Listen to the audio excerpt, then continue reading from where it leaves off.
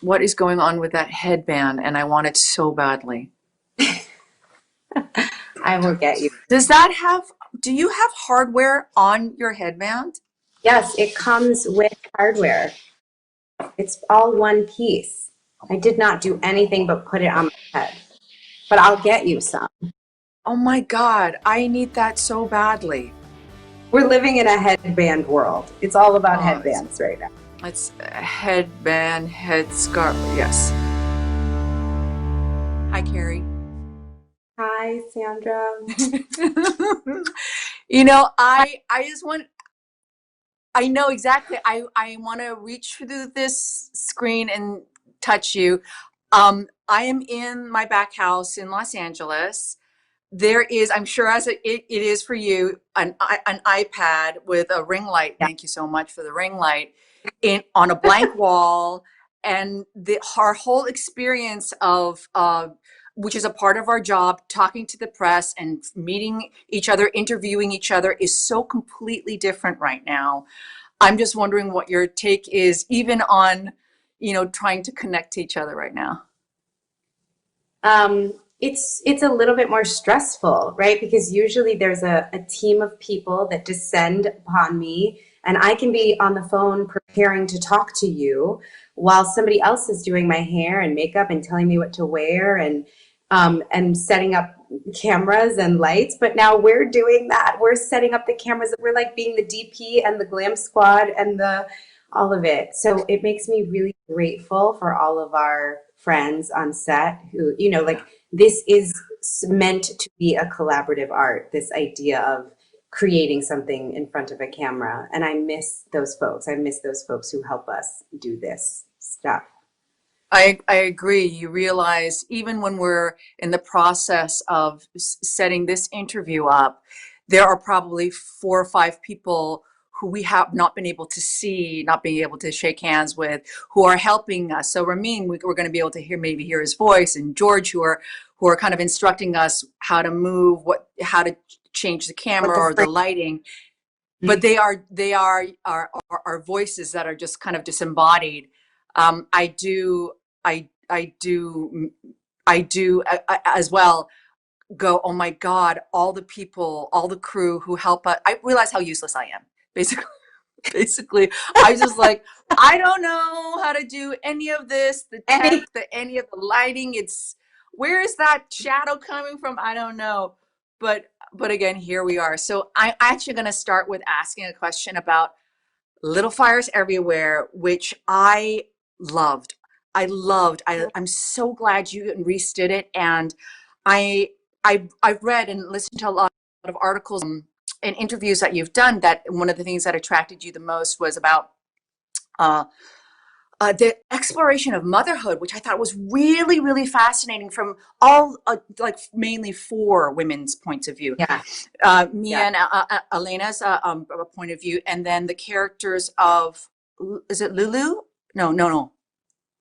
Lulu is the actress. She plays BB. Oh, BB and Yeah. Rose character.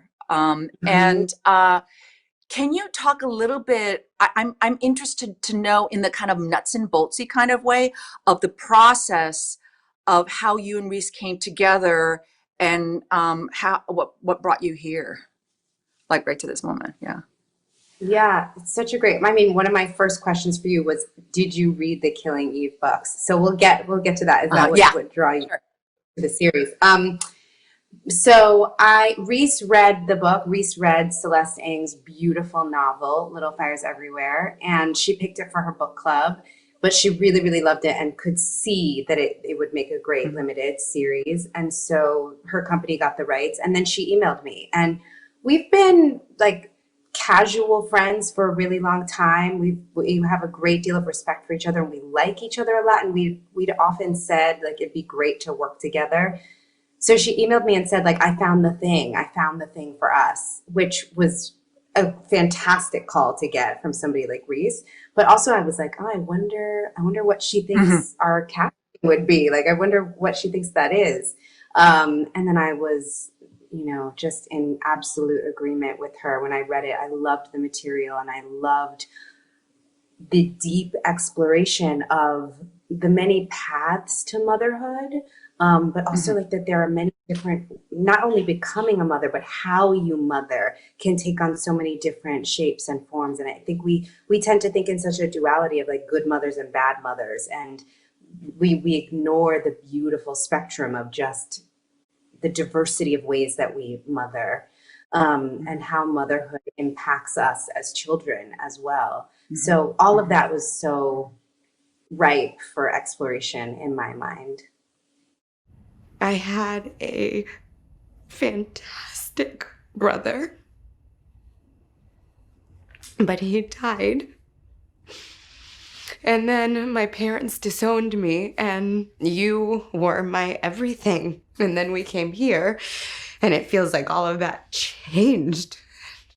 I really loved it, and I really loved how no one was shying away from, I felt, the potential judgment of what it would be to make a wrong decision, to be a bad Mhm. mother, because in the Yeah. complexity of motherhood, it's like, I'm sorry, people make their calls based on where they are, what they're what they have access to, what they don't have access to, their own Mhm. emotional life.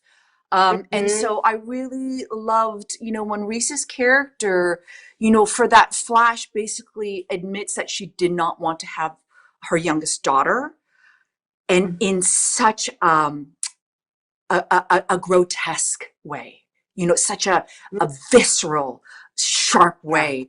It's like, I thought it was fantastic because there's no way that in the complete scope of what it is to be a mother, that you have to be allowed that feeling too. Mm. You have to be What's allowed that feeling too. It's so funny because when I hear you describe it, truly, it reminds me so much of your extraordinary work on Killing Eve, because I feel like you do that in terms of her professional life, right? Like you were Mhm. so willing for her to do it wrong, Mhm. and be messy and be just on the absolute wrong side of judgment in her marriage, with her colleagues. With Villanelle, that it just was, it's so messy and raw and risky, like really, really brave and bold, where so many choices. I would be shocked and then like thrilled for you as an actress that you would just be diving off these cliffs. And it felt so grounded, so real. Did you know all of that? Like, how much of, at the beginning of the journey of taking this role, how much of her arc and her journey did you know ahead of time? That's a great question because I feel it'll lead to another question, which is just about the nature of television that I'm quite interested in right now. And Mhm. to that first question is no. I got the Mm. pilot that Phoebe Waller-Bridge wrote, and but I felt like I could see so much based on that pilot, particularly the interesting nature of Eve herself, and where that I felt was very interesting to play, and the energy between her relationship with Villanelle. In some ways, you could kind of tell, it's like, oh, here's a person who is in her midlife, who is kind of settled in certain ways, and she's about to go on to an adventure because this other entity comes crashing into her life. So in that kind of broad stroke, I feel you could see that in the pilot. But where it was going to go, no, no, no. And the You good had no thing that idea. I really, Did you sorry? have any idea you would become these like queer icons? No, not at all. Not at all. We were very and this is also, I feel, it's we were very isolated, insulated in our bubble when we were doing this. And we shot this in summer to winter of 17. So Mm. that fall was also Me Too. And at the end of the year, Time's Up, right? And it was fascinating to be in the UK, right? Because I could hear and read what was going on at home, but it was not the same in the UK. And but what I felt was, it's like, oh, I'm in the middle of doing what we want, what we want. Yes. And Yes. that was very, very energizing when you have such a confirmation that you're on the right path. It's Mm. like, oh no, people are ready to for something new, and here it is. And then Yeah. regarding the question about it being it suddenly being the LGBTQ community kind of like embracing it and seeing it. I didn't even see it. I didn't see it myself, because what you're doing, when you're playing the character, is like you're just in the search for truth. Do you know what I mean? You're just in the search for truth, and you get to go into these amazing places of ambiguity and openness and discovery. And what I'm so pleased with is that it seemed to hit a nerve of truth for some people, and I'm so glad for that. I'm so happy that I touched people that way. Why aren't you in the hospital? Needed to collect a package. That package. Give it to me. Oh. It's mine. No. Villanelle asked me to get it. Yes, because she's supposed to be getting it for me. I think it was an extension of this idea of having the courage to allow the character to be messy, to be not know. So can I jump in with that? Your character Yes. and your interpretation of Mia, I was enthralled by, because I felt like she is so different from who your persona is. So who I know Kerry to be. And I was Yeah. fascinated by her because of her seeming, it's very multi-layered, because we realize that it is also a very deep layer of defense, and it's a deep layer of protection. But her confidence and her willingness to let people wriggle around her, I found fascinating. And there are times where I've also thought, like, what would Villanelle do in my daily life about? And then sometimes I'll just do something that seems to be outside of my comfort zone, because I know that Villanelle is also part of me. You know what I mean? The characters are Yeah. also part of myself too. So I'll exercise that. But she was such an interesting character, an interesting female character, because of her confidence, not only in her artistry, which is something that I like to talk about, but in her way of like, no, I get to take up this space. Or just like, or it's not even, maybe it's conscious. She's just like that type of person who I know myself I am not, and I would love to play a character like that. So how was it for you to kind of move? And also, I'm imagining, because I also have, based on some of the interviews that I know you're much more of an expressive, emotive, Yeah. open person. So how was it playing that character? I loved it. I loved all of the things that you're talking about were things that were like gifts to my soul from her.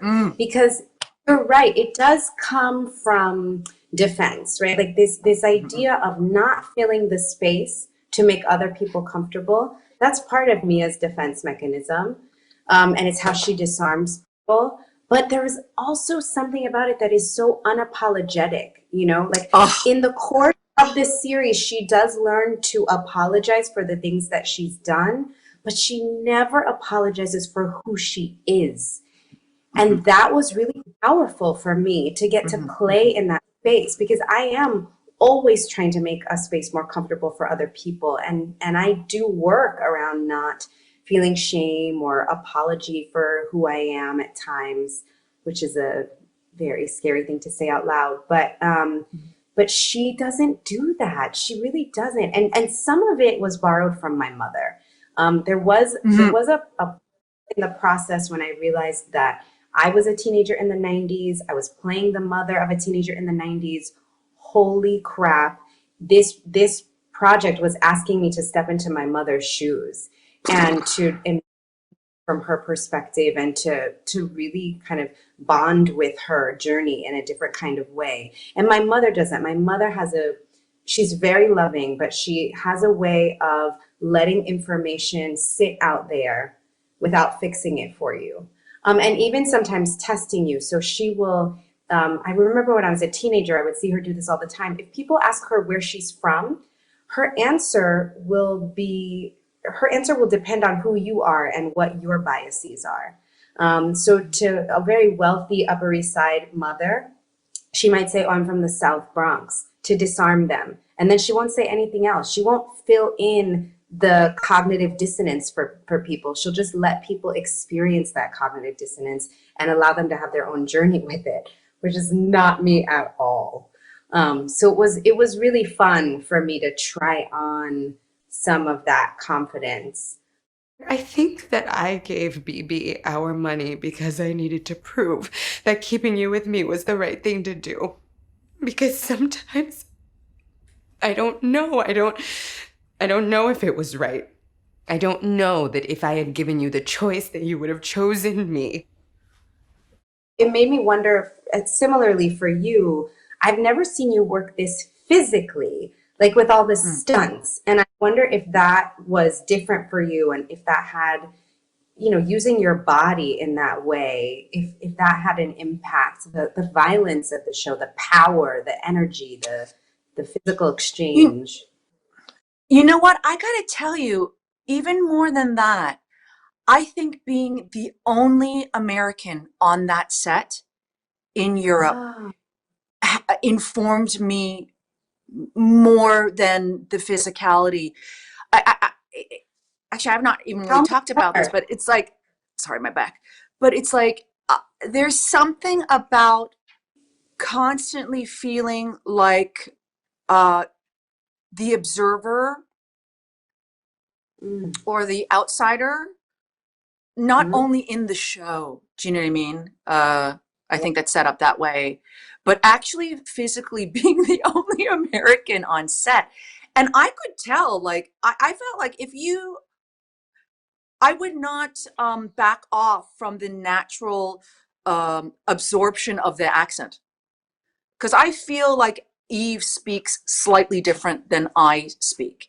I feel like it's the American who has settled in the UK for 15 years. So a lot of my friends who mostly are Canadian, who are now have been settled there for 20 years, they actually strangely have this weird kind of Scottishy accent, but it has, yes. But that more than anything, and in ways that I'm not exactly yet ready to speak kind of directly to, I felt affected me in a way of how I interpreted Eve. Because and how was that in relation to being the only Asian woman on set? Were those... Well, that I'm totally used to.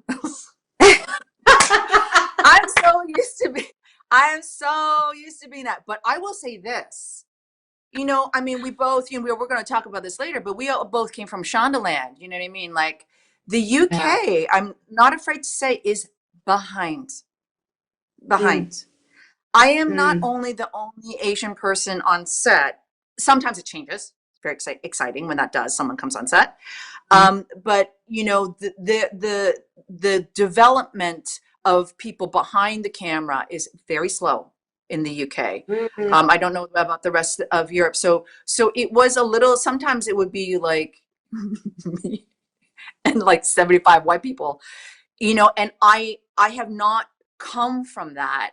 I've not come from that in my, film career, which has been much more independent, and mostly we're working with women and women of color. And my relationship with television has not necessarily, and in the United States, hasn't always been all white. But being the sole Asian person is a very familiar place for me, and it's someplace that I think has, it takes a lot of time to even mentally break out of, because what you were saying about filling up the spaces for people to feel comfortable, I deeply relate to that.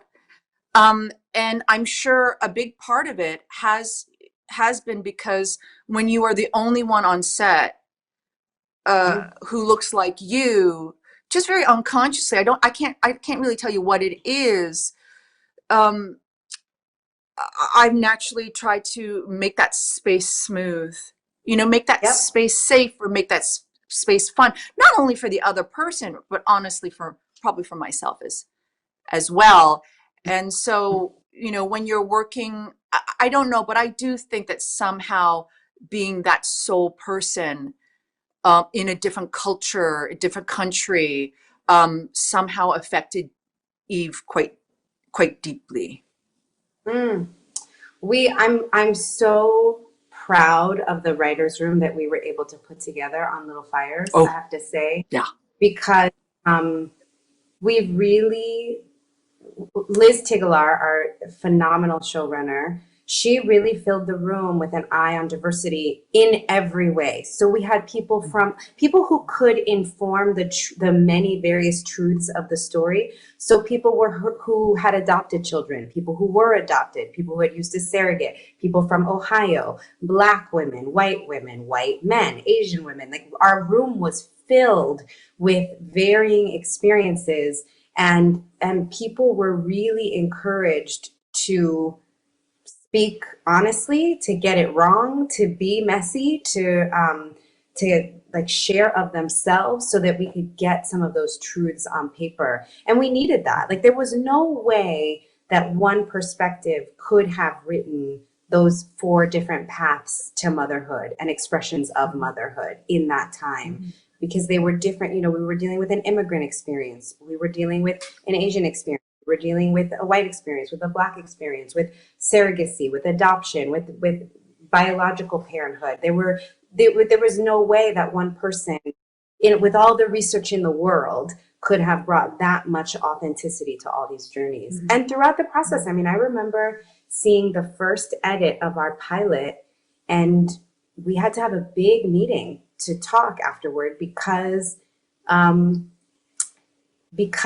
felt that Mia had been portrayed as like warmer and nicer, and that some of the spaces weren't in that first edit of the pilot. And we had to talk about it and say, like, no, that was on purpose, and why, and talk about the why. So there was real intimate sharing about who these women were and why they were, That's great. And leads me to my question about moving into the space of executive producing and producing. Yeah.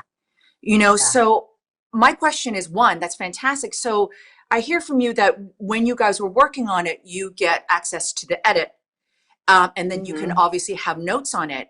When you guys were starting, how many scripts did you have? What was your relationship with the writer's room? And did you take on, because for me, I take on the executive producing responsibilities mostly from a creative point of view, that is always in the building of the scripts point of view. So how did you manage that with Little Fires? Similarly, I really feel like my job is as a producer, is to really have an eye on narrative. But I'm very interested in casting. I'm very interested in hiring, mostly in hiring practices, and like expressing our values of inclusivity in the hiring process. But I was very hands-on with the writers' room, respectfully so, because this was an extraordinary team of people, but wanting to weigh in early on in the script process. So we had lots of revisions. After every table read, we would meet again, Reese and I and Liz Tigelaar and our producers, and like, let's figure out what's still missing. What do we have to do? Really, to me, getting the scripts right is so, so, so important. Did you have the time, or how many scripts did you have before you started shooting? I feel like all of the scripts were broken. Yeah. I don't know exactly, but I feel like all of them were broken, but they were all being rewritten throughout the process. But it wasn't like on Scandal, when it's week to week scripts. Babe. There was much more, I know it's not like network. We know. Network television is a different thing. They're like just barely keeping up. And you know, you'd always be happy that it was a difference. We'd always be happy on Scandal when you get a rewrite because you know it would be better. But it was also Yeah. like, oh, I have 4 hours to memorize a 3-page monologue. Cool, cool, cool. Yeah. Also moving into the executive producing space, or just the space where I feel like where I want to continue my relationship with television Yeah. is basically making it more like a play, meaning, or more like a film, meaning I am getting more and more adamant about, because the landscape is changing, right? We have much more 6 to 8 limited, right? Which is like there's a beginning, middle, and an end, right? We both know on network television, you can't close any story because you don't know where it's going to go. But now I am more interested in working with, not so much that things that are more set, because one of the beauties about television is that is the relationship with the writer, and the writer can see what you're doing and start writing and adapting to like what's going Mm-hmm. on, which I've always found very, very fascinating. And I like it, but, or I should say, but where I want to go is to actually have more time with the material, to have Yes. more collaborative time with the material, so that the frantic pace of it, um it's more time up front. It's all about more Yes. time up front with the writers, for the writers to get their grounding, and for the directors, because I think we're also moving into this space of auteur, where you'll have one auteur kind of writer overall voice, and potentially one or two director overall voice in this space of 6 to 8. What I like about that is the continuity of the vision, Yes. because it's like sometimes, having to get a new director, or a new writer, a new showrunner, has been frustrating for me, because you have to back it all up and then kind of Yep. tell everyone the landscape of it. And so I don't know whether that's going to be possible, but I know that I'm interested in, what is your material, who is the writer, how much time do we have to be able to, for television, know where we are going, know where we are. So when the pace catches up to us, we're already in a confident place of knowing what the storytelling is. Do you come to executive producing out of a desire to produce, or more as a Mm. reaction to, I'm going to do this material, then I want to have a voice in how it's executed? You know, Mhm. where does your interest mostly lie in producing? You know, um, I feel like I've read you said something similar to what I'm about to say, which is my experience on Grays, and my previous experience on, God, what was that show I did? Arliss. Uh, Arliss, yeah. yeah, I spent a lot of time with writers, and I realized that I think television is all about your relationship with the writer creator. It's all about the writer. And I'm very close to a lot of the writers who came from the mothership, who came from the mothership of Grey's Anatomy. And what I learned from there, and also in my relationship with Shonda, which I did not want to let go of. You know what I Hmm. mean? When you are the person who now is living in this character and is responsible for this character, what I was able to get from Grace is to have the responsibility and the relationship with the writer to be able to direct where she's going. You know what I mean? If something that kind of came up which was like, that is completely wrong, I would go toe to toe. I've gone toe to toe with Shonda and a lot of the writers, and which has been challenging. But I think ultimately, for the entire product and our relationship, is like, if you are fighting for the show, if you're fighting for your character, Yeah. and you can leave the Yeah. ego outside, people can tell that. People can Yep. tell that. And so that relationship with the writer, with the material, a play is different. and a film is different, right? Because it's a set Yeah. kind of thing. But if it's going to be Right. a continuous development of a character, I felt that I wanted to continue the being able to have that responsibility and the voice with the writer. So I don't exactly know where that falls into in terms of the actual, job of producing. I think it was just to keep, it takes a long time to earn that. Do you know what I mean? And I didn't want to give up, the past, decade of my life of building up my skill set of being able to speak with writers, trying to get better and clearer in my own dramaturgical language. I didn't want to give that up. And so I was able to move into a space where there were writers, and like Phoebe Waller-Bridge is one of them, who was much more open to that. And I don't think that that's the thing that I would not want to give up in a long-term kind of television situation. No, that's right, because television is the writer's medium. In a way that theater is the actor's medium. At some point the director has to go home and leaves town, and then we're left on the stage to continue to execute, but it's really in our hands every night. And film is so much the director's medium, because they are really they're carving out the vision, but television is the writer's medium. And so to be a part of that team of people who have a voice about story it's vital. It's vital. Is Eve in the books, is Eve Asian American?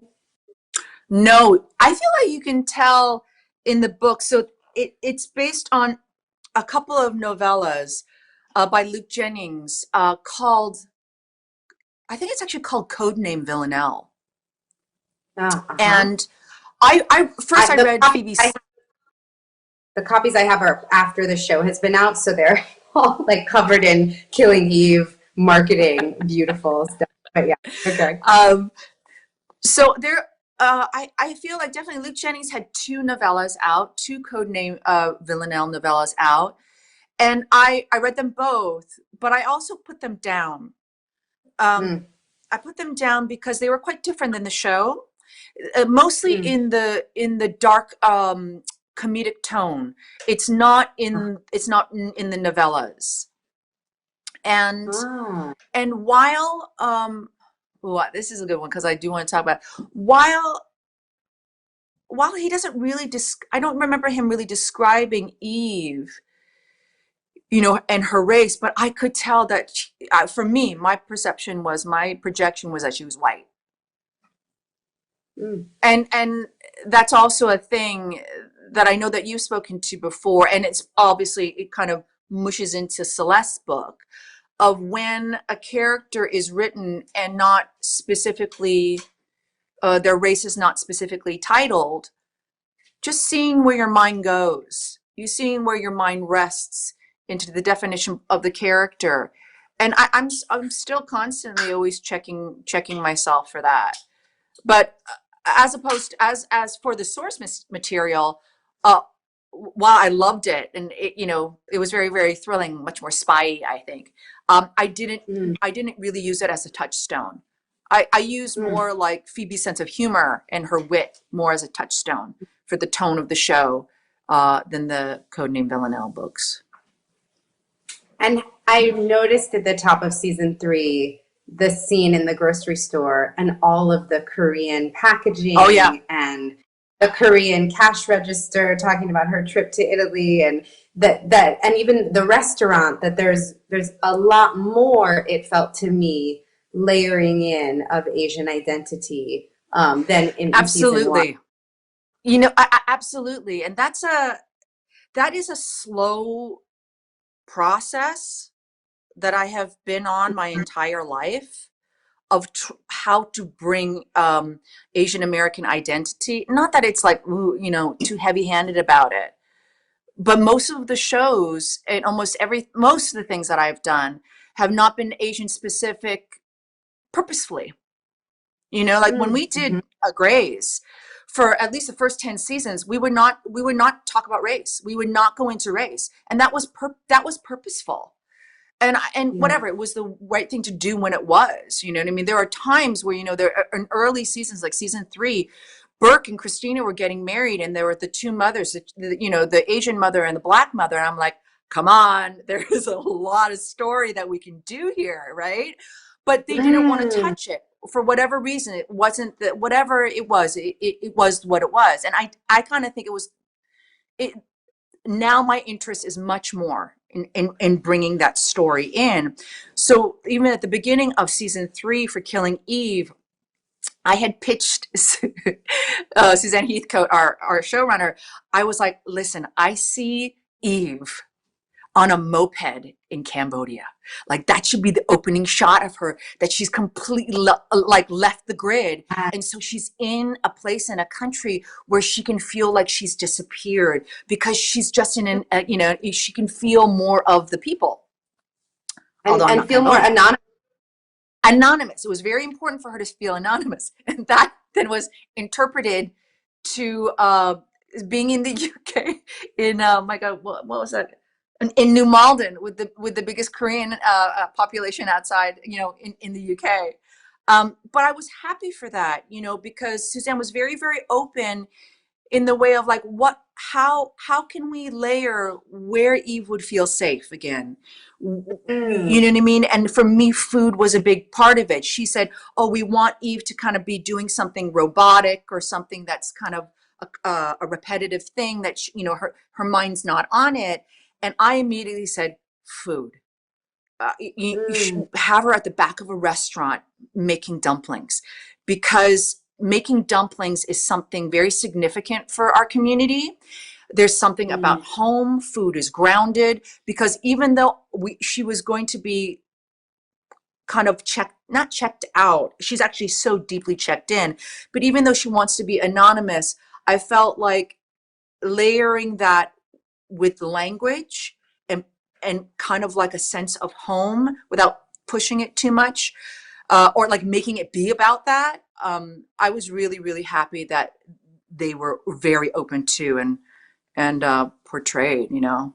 I mean, for you, I mean, the kind of It the works. And interpretation of Celeste books. let Go me ahead. just say, it works so beautifully. It really does, because Right. you feel like by season 3, Eve is allowing you into a deeper part of her psyche, and that because she's had to dip deeper into home and quiet and stillness and retreat and anonymity, and it just feels like we're being let in even deeper into her inner life. It's really, Yeah. really beautiful. It's great. It's very Great. Thank effective. you. Thank you. You'll think I'm a fool, huh? Why would your daughter want this? She's not right in the head. I promise you, this is just a cheap piece of tourist stuff. Oh, so you want mine if I just throw it in the street? No, no, no! You know, I kind of think that I spoke a little bit about learning the deeper relationship with the writers through my experience at Gray's. Can you speak a little bit about how your experience on Scandal, like what helped you in your architecture of yourself now? Like what pieces do you remember that either you went through, because we both went through a lot on our shows. Yeah. You know, there's a lot of changes that happened to the both of us in our shows. So, but can you talk about the bits that you feel that you carry now, and like your elbow, your knee, your hips? Yeah, I mean, for one, when you do that many seasons of television, I don't feel like there's anything that I haven't been asked to make real. You know, like I feel, you know, like I feel empowered. I feel like if you ask me to do something as an actor, it might take me a minute to figure out where it is in my toolbox, but like over the course of those 7 seasons, I bought that tool. Like I had to use that tool.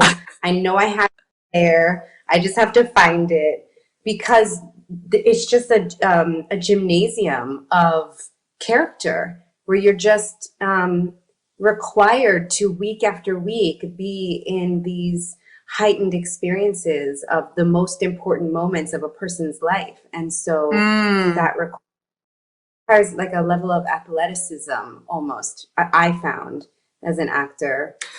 Like an emotional athleticism. Yeah, that's right. That's right. That's right.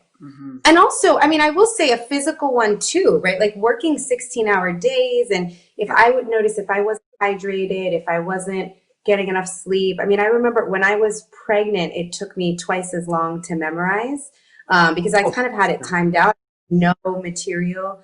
I actually remember being with you at I think it was a Producers Guild Award event, and we were both maybe presenting to Shonda or something. But we were at a table together, and you were filming the next morning, and you had your scene pages at dinner because you were memorizing and working on your lines. And I was like, she's my people. Like, that's me. I go to every award show with a monologue in my purse because I just, like, I have to be, I didn't have time to not be doing that. I didn't have the luxury of not working. You know, the award show is on a Sunday night. Usually we had to be at work on Monday morning, 5 a.m. And the hardest work was up first. And so it was like, I mean, I could fold up a monologue into those tiny little handbag, Judith Lieber handbag sizes and carry it around with me. So it's that kind of stuff, that kind of like resilience, I think, was part of what I learned in Shonda.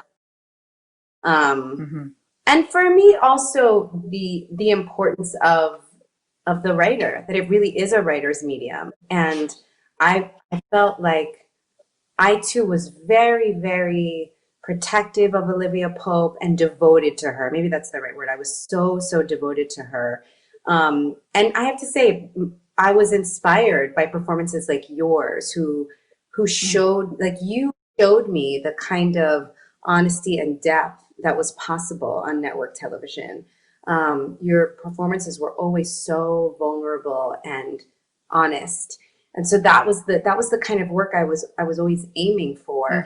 And it did mean times that I would go to the writers and ask for changes. But I think I learned also how to try to be a real partner. I wanted to be a partner with Shonda. So I learned to always tell her what I about the scripts first, you know, tell her, lead with the good stuff. I love that you did this. I love that you did that. I love that you did this.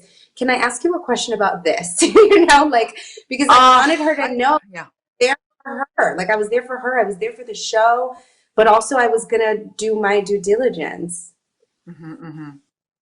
That's so good. I think I don't have a great face for like, what? No, meaning for like, did you like it? Can we please, any of the writers who I worked with, they know, I'm sure they know my face. What can I say? I have a Korean mom and she's got a tough face to please. She's got a tough face. It's your truth. It's your truth. You're a truth teller. You are a truth teller, which is a beautiful thing.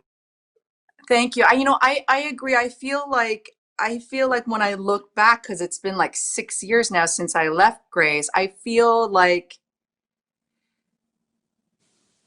one of my biggest successes for me was, 10 years, I don't feel I gave up.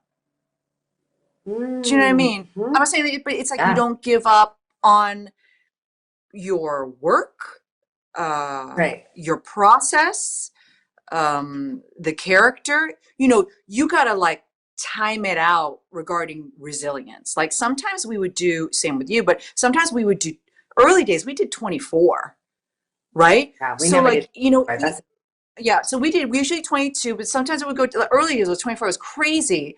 And then you have to kind of like pick your moments of where you can lay off the gas pedal, because it is such a slog, right? So it's like, okay, out of 22 episodes, how many episodes are going to really feature? Okay, 6. Okay, out of 6, how many scenes? Okay, maybe 30. Okay, after those 30, how many moments? I would break them down to like, how many times today can I completely be doing my job? Because it's like, that's about, for me, learning how to pace, how to pace it. There will be scenes that I would just go, I don't know, 10 rounds on. And I know for me, I know I was difficult. I know I was. And I really respect all the writers there who wrote it out with me, you know. And one of the things that I felt like I developed with, What does that mean? What does that mean? You would go 10 rounds. I would go 10 rounds and saying, it's not right. Ah. It doesn't feel right. Mm. You know, and, you know, our showrunners, first is, you know, Krista Vernoff, Tony Phelan, and Joan Rader. And who was your runner? Hammer did your show, right? For a while? I wasn't kidding, but it was Shonda. Shonda. So she was so then it's like trying, you know, you got to do different levels with the writer, and then you bump it up to eventually get to like, you got to bother her to say, you got to talk to me about this because these are the things that feel wrong and feel right. But one of the things that I feel like we both learned was when it came to, and I feel like I learned this creatively, when it felt like such an impasse, like we would both be digging in our heels, like hugely. That because we had enough times at bat to get to this place, we both learned that a third thing comes out. That neither of us knew, could see, plan, or whatever, but just the friction itself, sometimes, a lot of times, a third thing would come out, and I would not even be able to it would not be in my sight of consciousness at all. And it would take that pushing against someone equally as strong to push a third thing out. And I started to learn how to trust that. And that was one of I think the biggest things that I learned. And also that the gold is in the resistance. Tell me more about that. So it's like when I feel like myself, I'm resistant to a scene. Or I can see a writer is resistant to something here. It's like, now I can get out of my way a little bit better. You know, I think my ego has grown in a positive way to say, I can see that is not about an attack. I can see that I don't need to fight for that. I can see that I need to make my point clearer, or how can I manage that? But the resistance was like, if you go into the resistance and go like higher, meaning like, you meaning, I would find that with directors as well, not just with writers, right? Because it's hard sometimes in television. You have new directors all the time. Even on Little Fires, we had our dear beloved Lynn Shelton, who just passed, who was our real captain in terms of directing. But we had two other wonderful directors. But that shifting of directorial authority can be challenging as an actor when you're holding space. You've been playing this character for years. But I would often find that if they would give me a note and I didn't know how to make it work, I would ask like, okay, tell me why. And I would say to them, let me see how I can try to make that work. I don't know if I can, but let me see if I can. And I would give myself permission to play. And often, like you're saying, the keeper was the one that was not exactly what I thought, not exactly what the director thought, but in that friction, we found something real, more honest, more organic and electric, because it wasn't controlled by any one vision. I agree, and it's those places. And I'm gonna swing it to something that I heard you say, where it's almost those moments where you've given up, where the transformation has come.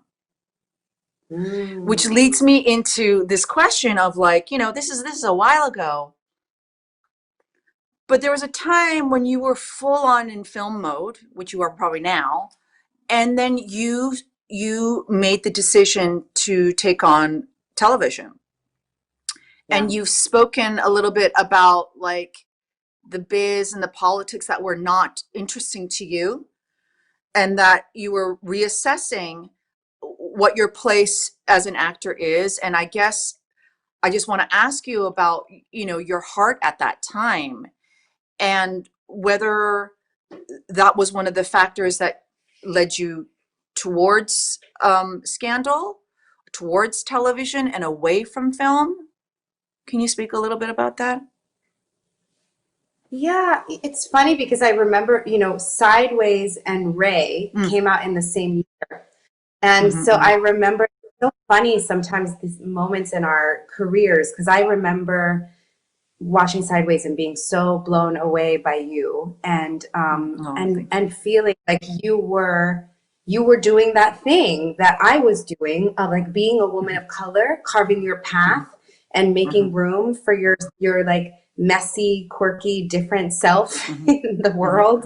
As an but I guess, yeah, when I read, I would love to say that that I have a mind for strategy, and that I moved toward television because I was feeling, like I wasn't going to have the career that I wanted in film.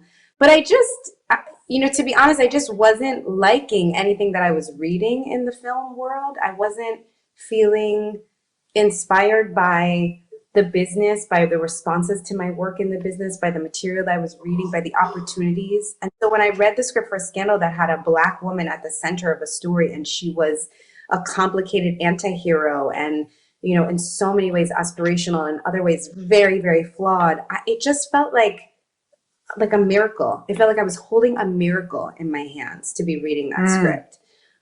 And also there were parts of it that really spoke to me personally. Like I feel like characters come into my life when they have something to teach me personally also. And I really felt like Olivia, she had things to teach me about myself. We had similar journeys that I knew would be healed and transformed in her. And so I really just I love the story. I love the story and the character. And so I was like, but I also didn't really believe that the material. I also didn't really believe that any show starring me would ever last more than a pilot or a season at most. I was like, we haven't really seen that in 40 years. Like, what are the odds? So I might as well do this amazing pilot and give the rest to God. Yeah, pilot. I gotta tell you, I remember exactly where I was when I read that damn pilot. Really? We were on stage 5. Oh yeah, I wasn't on Grace. I read that pilot. Someone snuck it to me. I don't know who it was, but I got my hands on that pilot and I read it. I was just like, how can I play Olivia Pope? Oh, for sure. And I remember going to Shonda. It's like, how can I do this? What is this script you read? Can I do this too? And she goes, no, you got to play Christina Yang. You have a job, girl. But I also feel like it's so wonderful and rare when you get in your hands something that is electric, that you can feel, because I will say that has happened to me just a couple of times in my life where I just thought, no, this is electric, and I'm so glad it was you. Thank you. How you have made such brilliant, fantastic choices coming out of the Grey's years. How did you do that? What was your approach to kind of realigning yourself as an artist and approaching a post-network, a juggernaut like Grey's? Like, how did you find artist again? I think very, very, very purposefully, but not in a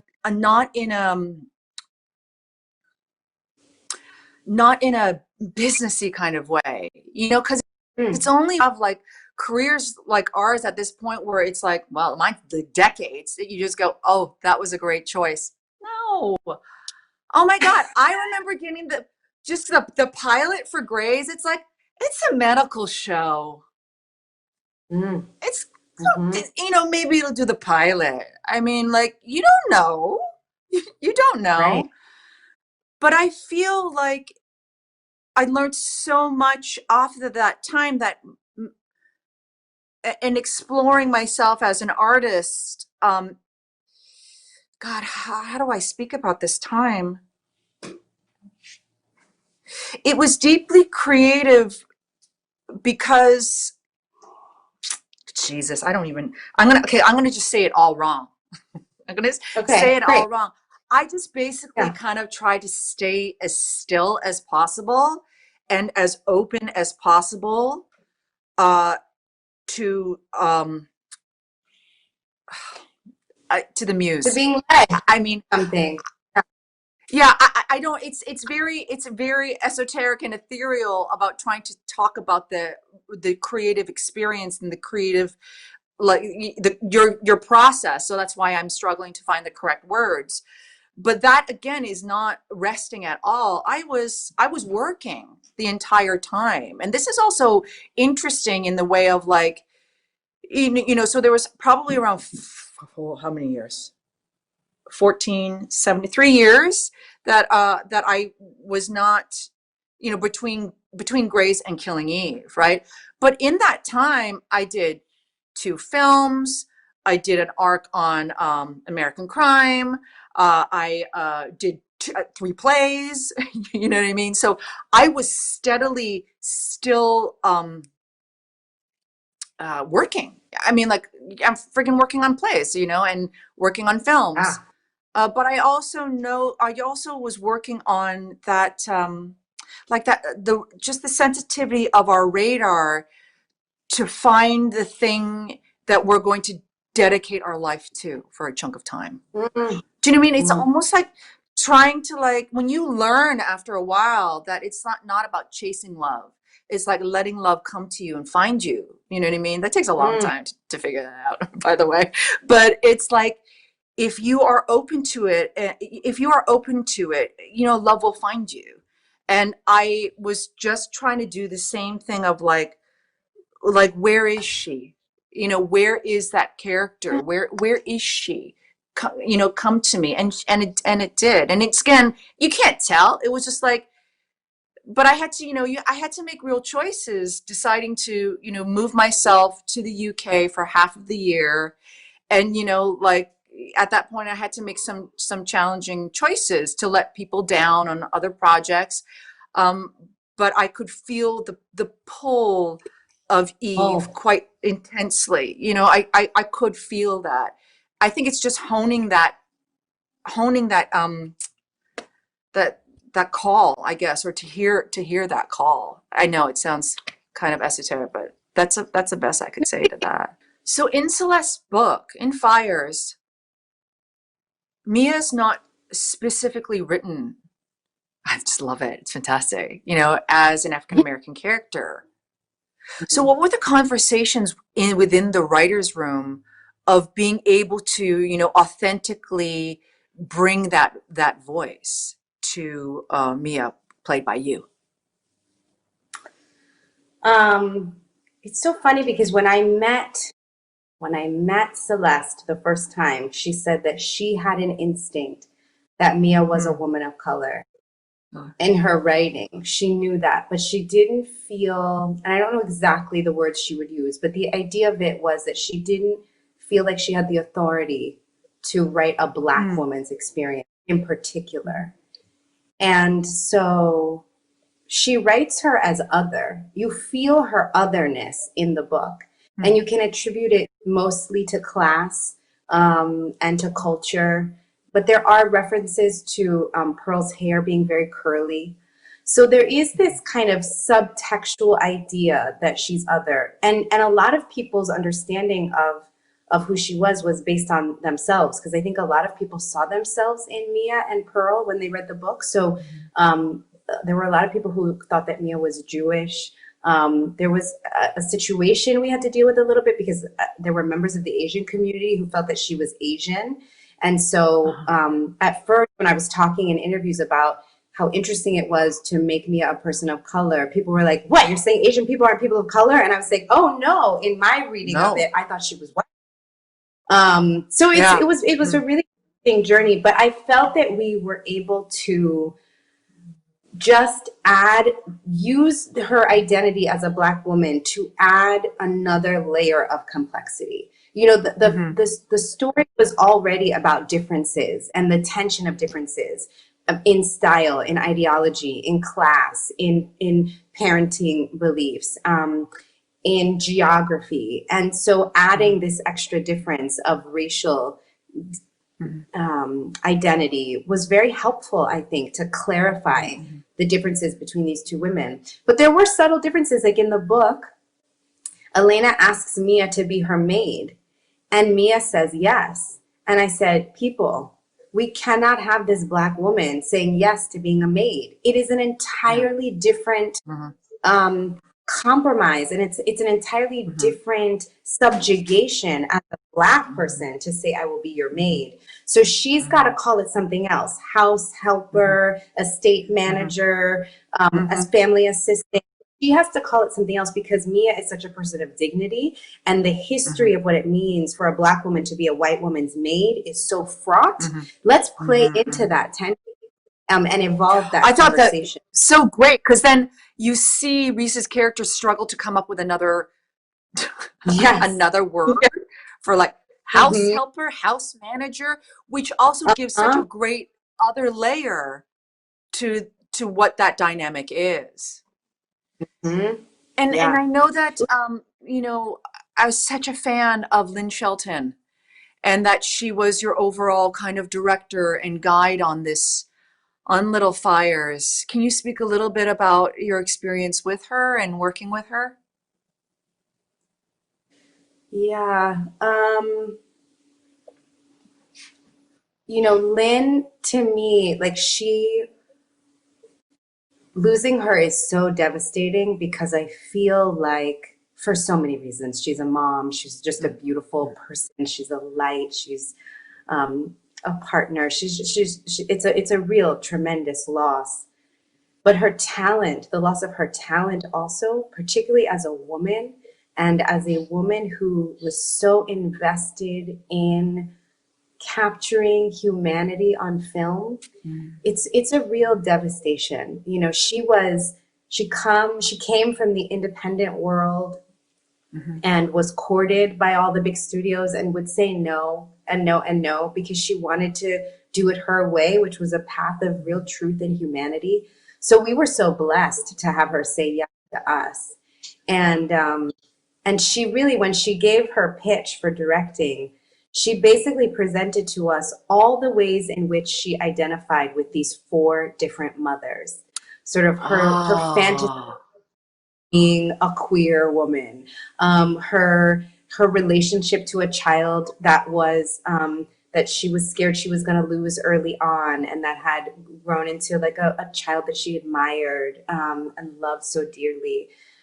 She shared with us all of her different entry points for these mothers, and she put all of that on the screen. She just brought like every pocket, every bucket of her soul that had fruit to bear to this story. She like generously gave and created a space that was really safe for all of us to dance. You know, I feel like the best directors, they build this really sturdy dance floor that makes you feel like you could do backflips and spins and pirouettes and whatever the floor will hold you.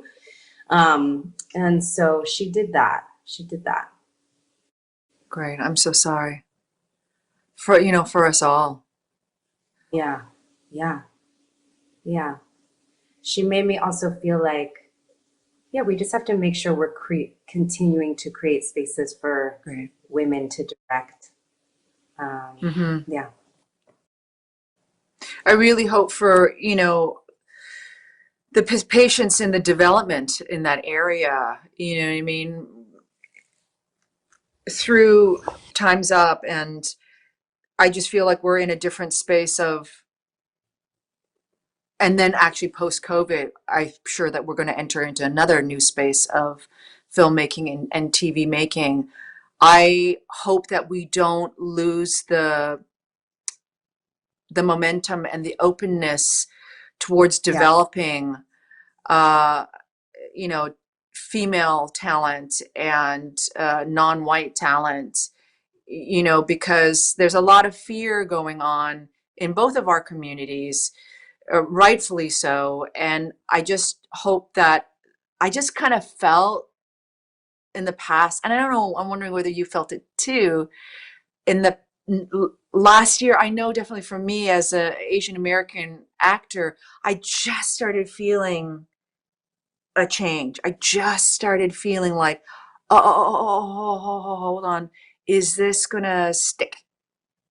And we're always trying to feel like, oh, there's this one film, fantastic, yeah, yeah, and then nothing really changes. I was like, oh, is this gonna stick? And I'm hoping that, post COVID, that, our industry and just society doesn't retract, and Yeah. stays open to, and then also goes deeper, because I think our work is even more essential. You know what I mean? Like Yeah. I really feel coming through this time, the stories that we choose to tell and how we choose to do it is going to become so essential in the way that we are able to see ourselves. I think it's so confusing now, even walking out the door with a mask or with another mask, without a mask.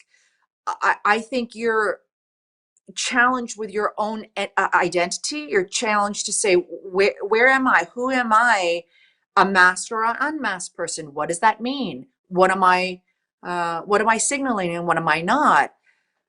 So, so creatively, I am trying to figure out, like, where is my place in that, in how we are going to open up in the stories that we're going to tell. How are you feeling that you are creatively during this time? That I love everything that you just said. I think it's so important that we stay in a mindset of creativity.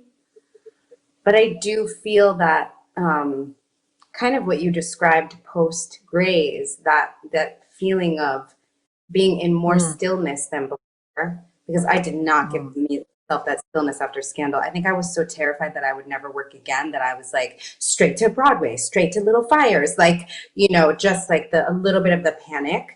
And so now I've been forced, it took a pandemic for me to try to quiet more for the muse. And those projects I was very much called to, but to create some space to figure out what's next, and to make sure that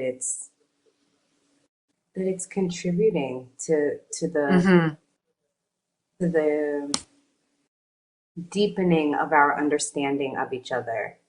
And that doesn't mean it can't be comedy, but just that we Oh, are, please, that may we're it be being, comedy.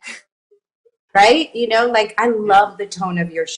And that idea that even as we laugh, that sometimes because we laugh, we're exposing our hearts to each other, is just, it's going to be so needed, more needed than ever before, I think.